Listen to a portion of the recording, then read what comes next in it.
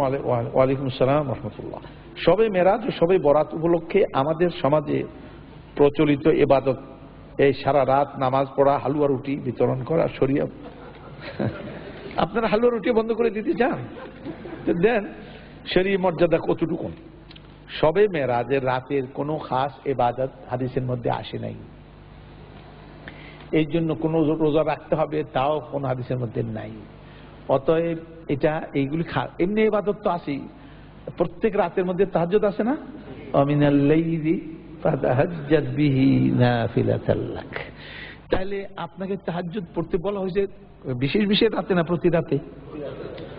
ইয়া আইয়ুহাল মুজাম্মিল কুম আল লাইলা, প্রত্যেক রাতের কথাই গেছে, রাতে উঠো দাঁড়াও।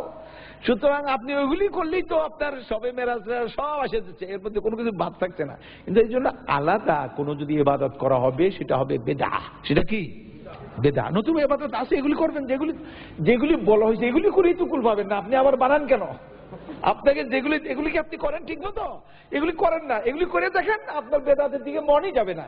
বেদাত করে ওরা যারা আসলগুলি বাদ দেয়, কথা বুঝতে পারছেন? যারা 1 নম্বর করে না তারা 2 নম্বর তালাশ করে, কথা বুঝতে পারছেন? এবং 2 নম্বর তো তালাশ করি, 2 নম্বরের আবার গলাবাজি বেশি।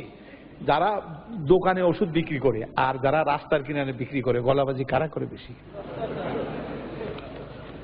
হার 2 টাকা 2 টাকা 2 টাকা 2 টাকা।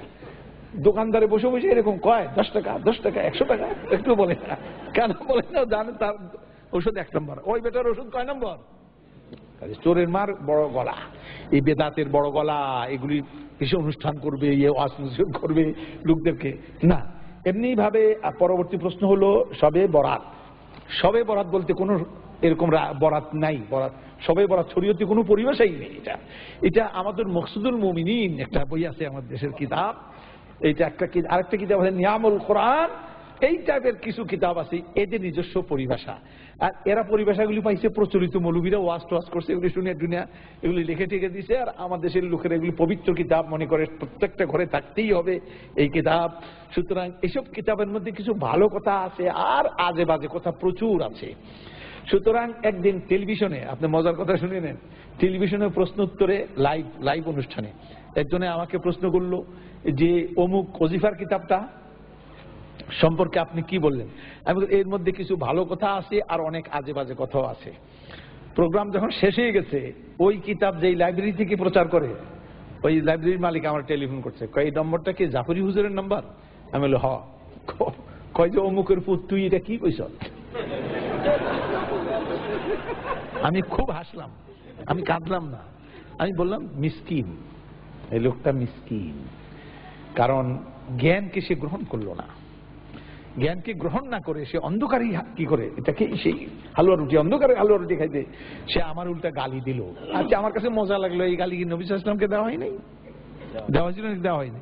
সুতরাং আমার গালি দেওয়াতে ভালোই লাগলো আমার কাছে। এরপর আবার একদিন করছে, কয় বেটা তুই মরবি না, মরিয়া দেখ, তুই ওজিফার বিরুদ্ধে কথা কইছস, তুইও কবরে যাবি, তার দেখবি।